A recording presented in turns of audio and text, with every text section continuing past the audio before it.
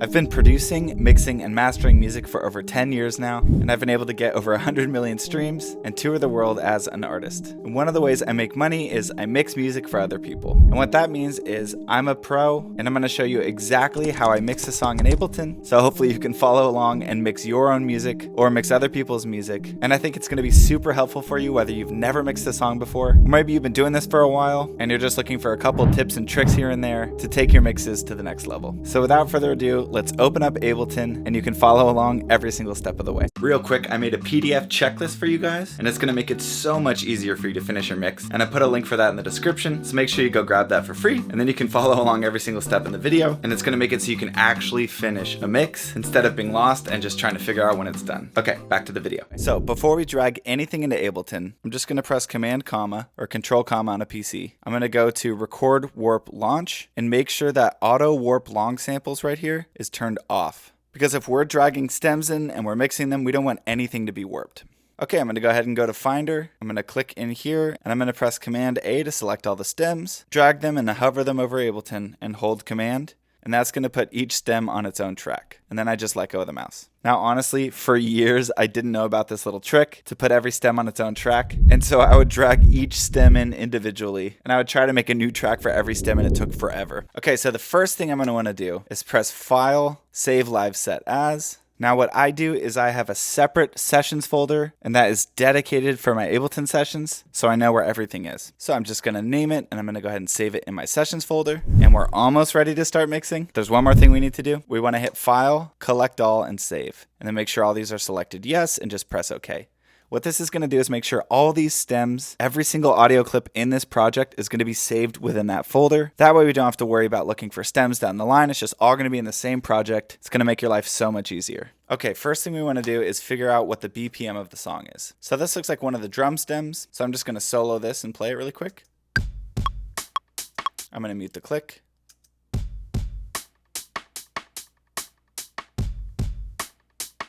So the first thing we're going to want to do is zoom in on this drum track right here. And we're going to want to adjust the master BPM in Ableton up here to the left, just using the arrow keys. And I just want to adjust it until these drum transients line up right on the grid. Now it looks like 148 is a good spot and they line up. Let's go ahead and turn on the click in Ableton and press play so we can hear. Okay, that seems good to me. Okay, so one last little step before we actually start mixing. Trust me, I know all this housekeeping stuff can seem like a lot, but this is going to set you up for success, and it's going to make your workflow and ultimately your mix a lot better at the end of the day. If you go to this top bar up here with all these numbers and lines, you can right click and select Add Locator, and then you can do little labels and label each part of the song, which also makes it really helpful to follow along. So this is like the intro or the start. Okay, so that's the first verse. I'm just going to type in. This to me seems like the pre-chorus, so I'm just going to label this pre. This to me sounds like the chorus. Verse 2 here, that's the second pre, and this is the second chorus. Great, so now that we've got everything labeled out in terms of the song structure, it's going to be way easier to keep track of everything. And now what I want to do is I want to start organizing the elements. I like to organize everything in this order: drums, bass, mids, vocals, and effects. So all I want to do is just group all those elements together. So for example, for mids, we have these keys, these keys, these keys, these keys. These are all keys, which I would consider mid-range elements. So I'm going to click on one and hold Shift and then click on the last one. This is going to highlight all of them. Then I'm going to press Command G to group them together. And I'm going to right click on that group and hit rename and just call it mids. And then if I hover the mouse right here, I can click and drag up and close that group. And then everything else that's a mid-range element, I can click on it and drag it over this group and let go, and it'll just move it into that mids group. So all I'm going to do is just go through and organize this whole set into those 5 groups: drums, bass, mids, vocals, and effects. Okay, great. So now I've got everything organized and grouped properly, and this is going to make our lives so much easier when it comes down to mixing everything. So now we can finally get into actually mixing the song. Step number 1 of our mixing process is what I like to call balance. Balance just means adjusting the levels of each individual track and trying to get everything to sound as good as it possibly possibly can before we dive into things like EQ, compression, and effects. So the best method that I've found for balancing things is on our master channel. We want to go ahead and go to utilities, drag on a utility, and just select mono. That's going to put everything in the whole song right in the center of the mix. And this makes it a lot easier to mix levels, get your drums right, get your vocals right. Just make sure all the basics sound good. And then we can get more precise and more surgical down the line. But if you don't do a great job balancing things in the first step, then it's going to give you some trouble down the line. Another thing that I want to mention really quick is, as far as mastering goes, I'm just trying to make sure the song is loud enough. That's really all mastering is to me. And so what I do is I put Pro L2 on my master, and I just go to this setting, E2E limiter. This is a setting I made, but you can easily just copy these settings. Look ahead is at 0.18, attacks all the way up, releases all the way down. These are all the way down. The style is all around. Then you could just go up here and hit save as and save this preset for yourself. But this is just a really great transparent limiter. And that way I can just turn everything up and make sure it's loud enough. And if my mix is stellar, then that's all I need to do for mastering and I'm good to go. If this mastering method bothers you, I have a friend who does a bunch of production, mixing, and mastering stuff for Lady Gaga and Skrillex and all these other people, and he's like the best person I know. And this is a method that he taught me. And if you don't work this way, I would highly encourage you, even just starting projects if you're a producer, just throwing this Pro L on the master and working like that. Makes things a lot easier. Okay, so first step is balance. We've made sure that our master is mono. And what we can do is go through and just balance each of these elements at a time. So we have all the drums here, and I'm just gonna go through and listen to the drums. And I'm gonna turn stuff up and down as I hear necessary and try and just get them all to sound good in the context of one another. That's really all mixing is at the end of the day. And in Ableton, to turn stuff up and down, you just click over here to the right where it says 0, and you use the arrow keys and turn things up and down. These are called the faders, or you can just click and drag, or you can hold shift and use the arrow keys and get super duper precise. But for mixing, I honestly just like to go in 1 decibel increments. A lot of times I don't have to get more precise than that because I honestly can't hear a difference between 1 and half a dB. So I just stick to 1 decibel increments. Okay, let's have a listen. Let's just solo the drums. Okay, so honestly the drums sound pretty balanced as they are. So I'm just going to minimize this drums group by clicking here and dragging up. And we'll move on to bass real quick. And each time I start working on a new element, I'm going to leave the old element in. That way we can balance everything together and just keep adding new stuff into it. All right, seems fine so far. Maybe a little more bass. And then we have some more bass here.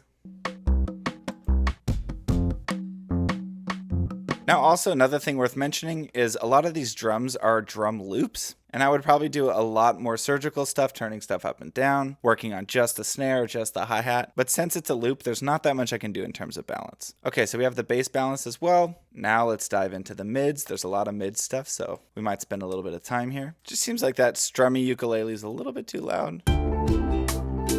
Now we move on to vocals. There's a lot happening vocally here, but what I like to do is at least just focus on the lead vocal and get that sounding great, and then we can bring in all the other vocals. I'm just gonna turn off all the vocals except for the lead. And what I like to do when I'm mixing vocals is I use a lot of different waves plugins. And I know I said we're gonna get into compression and EQ and all that stuff, but in terms of vocals, I wanna get them processed a bit and then balance them after. It's just a lot easier for my personal workflow. So the first thing I'm gonna do is go to waves, drag on RVox or RVox. I like using the Good Vocal preset by Dave Pensado. And then I go to Slate Digital. I'm going to use the virtual mix rack. And then I like using the preset under vocals. I like using pop vocals. Oh my soul, why are you so downcast for? So that's a good one. But honestly, if you have this plugin, you can just go through these different presets. Airy vocals is really nice too. Oh my soul, why are you so downcast for? I'm actually going to stick with airy vocals because I like the way it sounds. Next thing I'm going to do for the vocal is I'm going to throw a de-esser on it. I usually just use Pro DS and this vocal de-essing in music preset. And this just kind of chills all the S's out in the vocal. Why are you so downcast for? And the last thing I like to do is go back into waves and throw on CLA 2A. This compressor is just like a miracle plugin for me. It really brings the vocals right to the front of the mix. Listen to the vocals now. Oh my soul, why are you so downcast for? Obviously the vocals are a lot louder now, so we need to turn them down. Oh my soul. Here, let me group all these together so you can hear the before and after. This is before. And this is with the processing. Oh my soul, why are you so downcast for?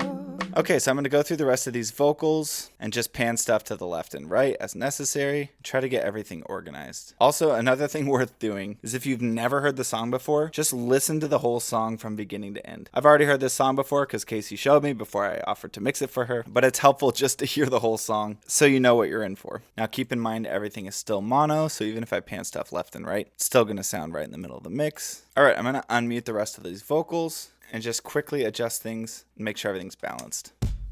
Okay, that does it for vocals for now. And now we have this one effect stem, and it seems like it's just these vocals reversed. Let's see. Yeah, it's actually just vocals, so I'm going to go ahead and just move this into that vocal group. And now we have our 4 groups: drums, bass, mids, vocals, and effects if there were any effects. And we can listen through and make sure everything's balanced and just adjust stuff as necessary. He will take care of you. He will provide for you. He's gonna see you through. Just hang on to your light. Okay, so now that we've got everything balanced, it's time for step number 2 of our 4-step mixing process, and that is going to be compression. Let's go over here and go into our master, and we can go ahead and delete this utility. So now we can hear stuff in stereo again. He will take care of you. He will provide for you. That lead vocal seems a little bit loud. I'm just going to turn it down a little bit. Sometimes when you take the project out of mono, you'll need to make a couple more adjustments to get everything balanced. But let me show you what I do in terms of compression. Let's give a quick breakdown of what compression is. All compression is just limiting a signal's dynamic range, making it less like a mountain and more like a stick of butter. So let's go ahead and go into Dynamics in Ableton under the Audio Effects tab here, Dynamics, Compressor. I'm just going to drag a compressor onto this drum group. This will be easier to explain it. So if you look here, the ratio is basically just how much the compressor is affecting the sound. And this blue line here is called the threshold. And this is basically how much you want to squash those peaks. So if you look here, He will take care of you. let's solo the drums. This is like super duper squashing the drums. If we move it up, the drums have a little more room to breathe. And the attack is just how soon it takes for the compressor to kick in. And the release is how long the compressor stays or holds on for once it's started. But what I'm going to use a compressor for on these drums is I think that these hi-hats are just a bit too much for me.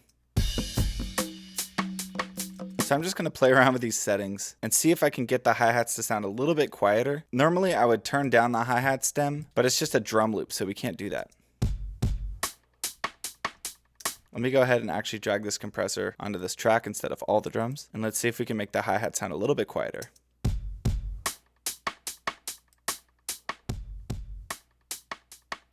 I think what we can actually do is honestly just drag a kick sample in here and really fill out that low end, and it'll kind of balance out the hi-hats.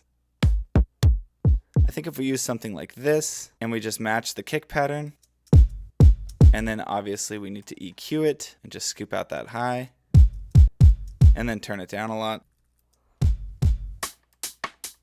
This is what it sounds like before. There's almost no low end. And with this new kick layered in, we actually have some low end coming through, and the drums sound a lot more full. And I think what I'm going to do is I'm actually going to add in a rim shot as well. Now let me be totally clear about this. You need to build a relationship with an artist or a producer who you're working with to be able to just start throwing samples in like this. Because a lot of times producers or artists, they just want what they've already made to sound as good as possible. But for me, since I know the people working on this and I know the sound they want, I think these little adjustments where I'm layering in a sample just to add a little bit more low end here or there is going to really go a long way at the end of the day for the mix. Real quick, if you're finding any of this helpful at all, I would love for you to consider subscribing and giving me the chance to help you make the best music that you're capable of. Okay, back to the video. I'm just going to go into Splice real quick. I don't like this big view. Splice, if you're watching this, the new design is whack and the old design is quite superior, if I do say so myself. Okay, I'm going to drag in this rim shot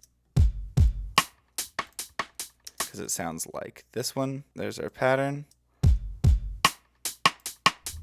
So basically what I've done is, since the hi-hat was too loud in their loop, I just added more reinforcement for the kick and the rim shot, which in turn makes the hi-hat sound quieter.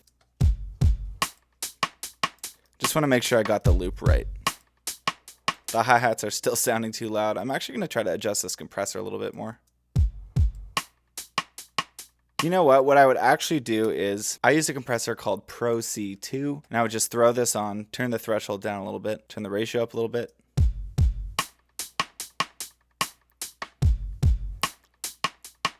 and just let that kind of balance things out. So as far as compression goes, usually for drums, I don't do that much compression, but for bass, what I do is I go into waves and I drag in a CLA 2A. Pretty much just put this on almost all the bass and mids because it makes the elements sound so present and it just gives them this really expensive sounding quality. And for the record, as I'm adding in this compression and stuff, I'm always balancing as I go and I'm jumping back and forth through different steps in our process. All right, we've added compression to our bass. Now let's check out the mids.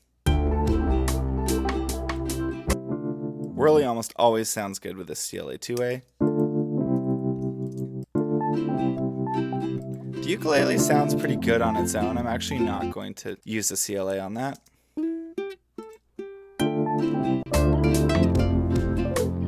Now, the mids overall are just sounding a bit too loud to me, so I'm just going to turn down this whole group. This is why it's good to group stuff as we go, because then we can just do these big kind of macro adjustments of things, and it's really convenient. Okay, now the vocals. We've already compressed the lead vocal.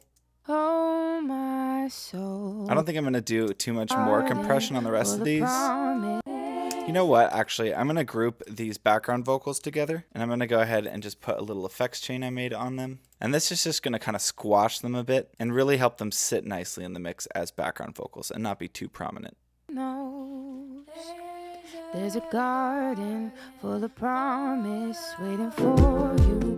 If you want it, just believe it and receive it. Open up your heart again. Okay, so as far as compression goes, I just use the CLA 2A on bass and mids. And then for vocals, I'm also using the CLA 2A and RVox. But back in the day, I used to just go to audio effects, go to dynamics, go to compressor, and just drag on like generic compressor, and then just turn it up. And you can get honestly incredible sounding results from just Ableton stock plugins. I have a video called 3 Steps to Finishing a Song for Spotify, and I talk about how to mix vocals with just Ableton plugins in that video. But in this video, I'm showing you exactly how I do it with all the plugins that I actually use. Okay, so we've balanced everything. We've compressed what we needed to compress. Next up, we have one of the most important parts of the mixing process, which is EQ. Stands for equalization. EQ is great because we can get really surgical. We can really shape sounds. But most importantly, what we're going to do is use it to get rid of stuff that we don't need. So as far as drums go, one thing you can do is just drag on an EQ from audio effects where it says EQ. You can just drag on EQ 8, click on the 4 here and drag it up.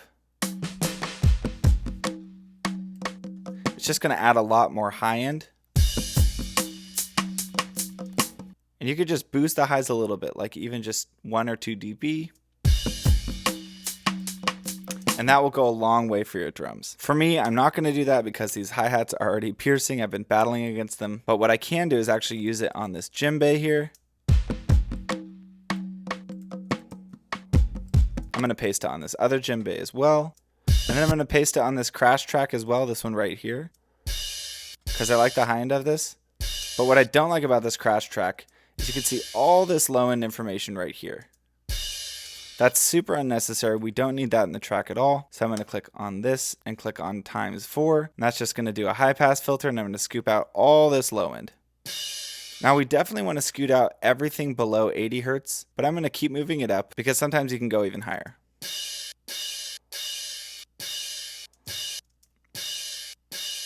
You don't want to cut all the life out of it, but you also want to take out all that low end that you don't need. Let's see how the drums sound.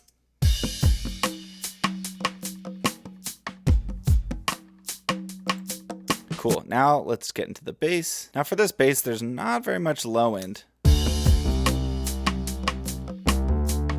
When I say low end, I mean sub bass. So basically anything under like 80 Hertz. So I'm just going to boost that here.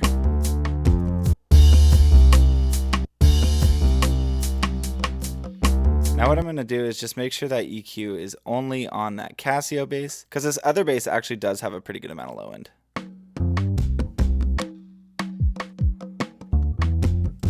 There we go. All right, the drums and bass are sounding good in terms of EQ.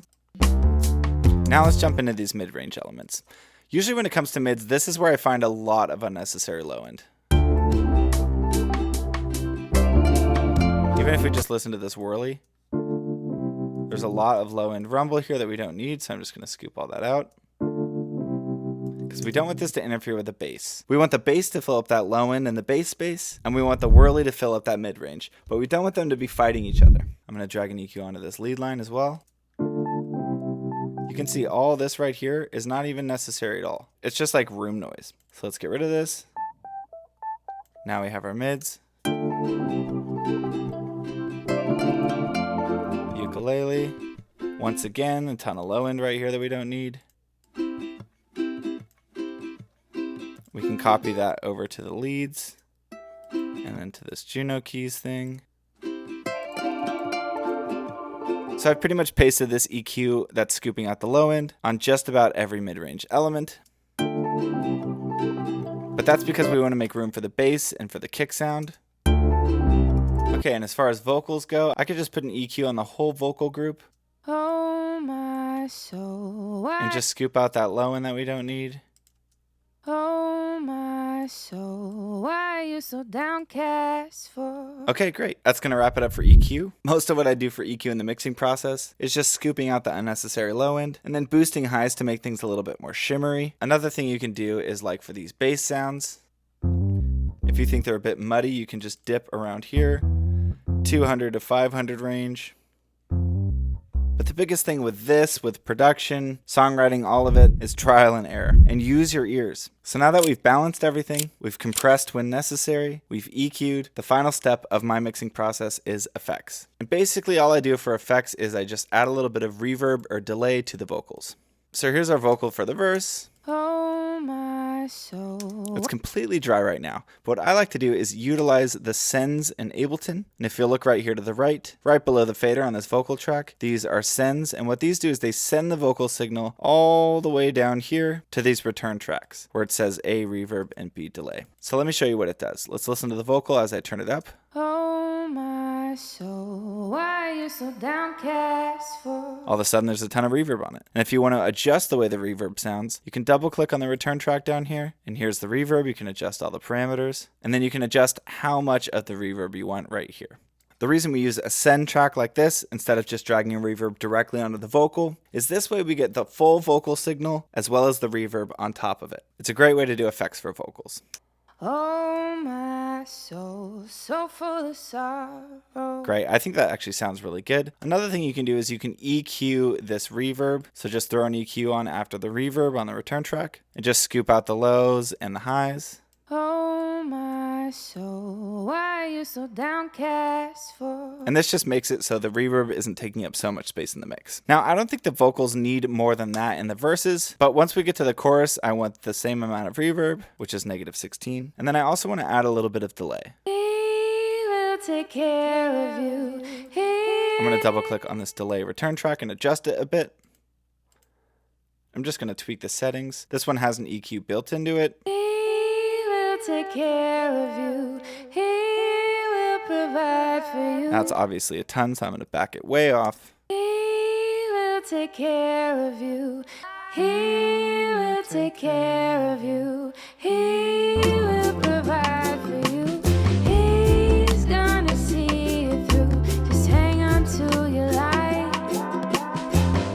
Okay, so that's pretty much all I do for effects is just add some reverb and delay to the vocals. But you can also add reverb or delay like this to different mid-range elements or even percussion. Just use your ears and do what sounds good. I know it sounds really simple, but seriously, use your ears. So at this point, your song should be balanced, compressed, EQ'd, and you've added some effects where necessary. And maybe your mix sounds pretty darn good, but how do you finish that last 10, maybe even 5% to get it sounding professional and ready for Spotify and that kind of stuff? There's 4 little tricks that I do to really take the song across the finish line. The first thing I do is called combing. I just comb through the song, I listen through it over and over, and I make little adjustments as necessary until I can listen to the whole thing from beginning to end without feeling like I need to change anything. After that, I take a break. Okay, you're gonna wanna give yourself a break. At least like 1 sleep cycle. So if I'm working on the song late into the night, I'm gonna go to sleep and I'll come back the next day, and my refreshed ears are gonna catch so much stuff that my tired ears would normally miss. This is like a non-negotiable. Taking a break really does make a huge world of difference. The third thing is I'm going to listen on a few different sets of speakers. Now, my studio monitors are very reliable, my headphones are great, but still it's good to bump it in the car, maybe listen on your AirPods. Just give yourself a chance to hear it in a few different contexts because you'll catch some broad brushstroke mistakes if you're making any, like the vocals are just way too loud, or for some reason this rim shot is just out of control. So listen on multiple sets of speakers. And the fourth and final tip is to A/B your song with another professional reference. So what I do is I usually go to Spotify, I'll find a song that's similar to the one I'm listening to. So for this, I'd probably look up like maybe Colby Calais. How do you say it? Calais? Colby Calais? Maybe a song like Lucky. And then what I would do is I usually just go to iTunes, I buy the song, I go back into Ableton, I'll make a new track, I'll make sure I select external output here, so it's not going through our mastering chain. And then I'll drag the song from iTunes into Ableton, I'll mute it, and I'll go back and forth listening to the song I'm working on, and listening to the reference by pressing solo and listening through. And this way I can hold up what I'm working on and compare it to the best of the best. And this is like the last hoop that I jump through to make sure that the mix I'm working on is as good as it could possibly sound. Now, if you want those last 4 steps broken down in way more detail, I have another video that takes you through that whole process, as well as how to upload music on Spotify and YouTube Music and Apple Music and all that stuff. If you want, you can check that out right here. Now this video, I just kind of glossed over the surface. I showed you what I do to mix stuff, but let's be honest, there's a lot more that goes into mixing than just a 10, 20, or 15-minute YouTube video. For those of you who want to go above and beyond, and you want me to mentor you through this whole process of songwriting, production, mixing, and mastering, I have a course to teach you how to do all those things, and I can walk you through everything step by step. If that sounds interesting to you, I'll include a 1-hour free training in the description of the video. So if that sounds like something you're into, then just go ahead and check that out. All that to say, you're never going to improve if you don't actually work on mixing. It is absolutely more than anything like a muscle. The more you mix, the better you're going to get, I guarantee it. Like the Men's Warehouse guy, you're going to like the way you look, I guarantee it. You're going to like the way you mix, I guarantee it. But you're never going to become a great mixing engineer or a great mastering engineer or a great producer, anything in terms of making music, if you don't make music. Seriously. Like imagine if you were trying to paint the most realistic portrait ever, but you never actually painted, you never touched the pencil or the paintbrush to the canvas, and you never created anything. Well, good luck, because that's not gonna work. I mean, you think it would be obvious, but there's a lot of you guys who are just gonna watch this video, watch all my other videos, and you're not actually gonna make any music when you're so capable of making incredible music. All you need to do is just set some time aside and give yourself the permission to be creative. I get it, some of you guys have just had a long day at work, you just wanna kind of veg out, watch a few YouTube videos, that's fine, that's a different story, but most of you watching have so much creative potential in you, and I just wanna encourage you to actually set some time aside and to make some music. So all that to be said, stop making excuses and start making music. Cheers.